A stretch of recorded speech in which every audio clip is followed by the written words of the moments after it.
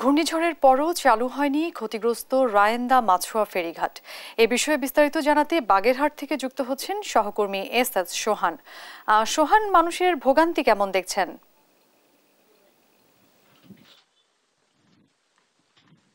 ঘূর্ণিঝড় রিমালের সময় কিন্তু এই রায়েন্দা মাছুয়া ফেরিঘাটটি বন্ধ হয়ে যায়।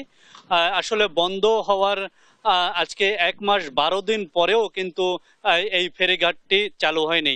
এই ফেরিঘাটটি মূলত বাগেরহাটের শরণখোলা এবং পিরোজপুরের মঠবাড়িয়া উপজেলাকে সংযুক্ত করেছে। এই দুই উপজেলার মানুষ এই ফেরি দিয়েই যাতায়াত করত, কিন্তু এই রিমালের সময় 26 তারিখে এই ফেরিঘাটটি বন্ধ ঘোষণা করা হয়। এরপরে কিন্তু আর চালু করা হয়নি। এবং আমরা যদি আপনাকে একটু দেখাই যে এই ফেরি বন্ধ হওয়ার যে কারণ, সেটা হচ্ছে এই ফেরিঘাটটি ব্যাপকভাবে ক্ষতিগ্রস্ত হয়েছিল। এখনো দেখতে পাচ্ছেন যে ফেরি যে ঘাট, সেই ঘাটের সাথে কিন্তু এই যে ফেরির যে পার্শ্ব রাস্তা, সেই রাস্তার কিন্তু কোনো সংযোগ নেই, পানি উঠে গেছে।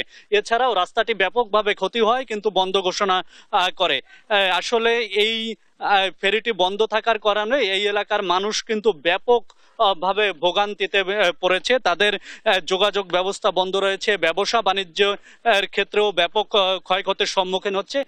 আসলে কি ধরনের ভোগান্তিতে পড়েছেন স্থানীয়রা, সেই বিষয়ে একটু আমি শুনবো। আমার সাথে স্থানীয় বাসিন্দারা রয়েছেন, তাদের সাথে একটু কথা বলবো। ভাই, আপনার বাড়ি কি এখানে? জি, আমার বাড়ি এইখানে। আসলে এই ফেরি বন্ধ থাকার কারণে আপনাদের কি অসুবিধা হচ্ছে? আসলে আমাদের এই জায়গার মানে ওপারে তো শুধু পিরোজপুর উপজেলা বললে হবে না, পটুয়াখালী একটা জেলা, তারপর বরগুনা একটা জেলা, সব লোক হাজার হাজার মানুষই এখান দিয়ে চলাফেরা করে। রিমেলের বন্যার কারণে আমাদের এই ফেরিঘাটটা একদম বিচ্ছিন্ন হয়ে গেছে। আমাদের কাছে মানে লাখ লক্ষ মানুষের যে কষ্ট তা উপভোগ করে। যদি আপনারা একটা ছোট্ট ট্রলারে যদি খেওয়া যারা আছে তারা পার করে, ছোট্ট একটা নৌকায় পার করে, মানুষ কান্নাকাটি করে, 100 টাকার তার 150 টাকা নেয়। যে ভোগান্তি হয় এখানে, পশু সম্পদ, গরু ছাগল হাট কোনো কিছুই করতে পারতেছি না আমরা। মানে খুব যারা দায়িত্বরত রয়েছে তাদেরকে জোর অনুরোধ করবো স্থানীয়ভাবে, জানি আমাদের এই রাস্তাটুকু অন্তত সুন্দর করে সেরে দেওয়া হয়, নাহলে আমাদের লাখ লক্ষ মানুষের কষ্ট হচ্ছে। আচ্ছা, এখানে ব্যবসায়ীদের কি অসুবিধা হচ্ছে? ব্যবসায়ীদের আমাদের এখানে অসুবিধা হচ্ছে, আমরা ওপার থেকে লোক আসতো, আমাদের কিছুটা ব্যবসা বাণিজ্য একটু বাড়তো। এখন আমাদের ফেরির জন্য লোকও আসতে পারে না। আমাদের ব্যবসা বাণিজ্য অবস্থা একদম খুব পরিস্থিতি খারাপ। আমরা যত দ্রুত চাই অত দ্রুত যেন আমাদের ফেরিটা আমাদের তাড়াতাড়ি নির্মাণ করে দেয়। আর আমাদের বেশিরভাগ এখন মানুষ অনেকেই অভাবেই আছে।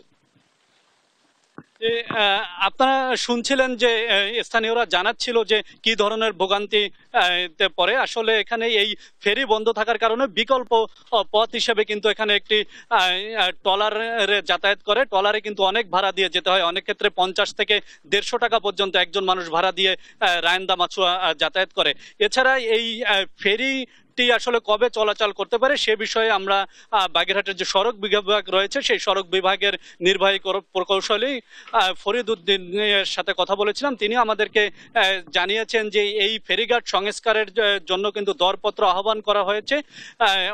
1 সপ্তাহের মধ্যে এই দরপত্র সকল প্রক্রিয়া সম্পন্ন করা হবে এবং ঠিকাদারকে কার্যাদেশ দেওয়া হলে 1 সপ্তাহের মধ্যে কাজ শুরু হবে। এই ছিল আমার কাছে ফেরিঘাট বিষয়ে সর্বশেষ।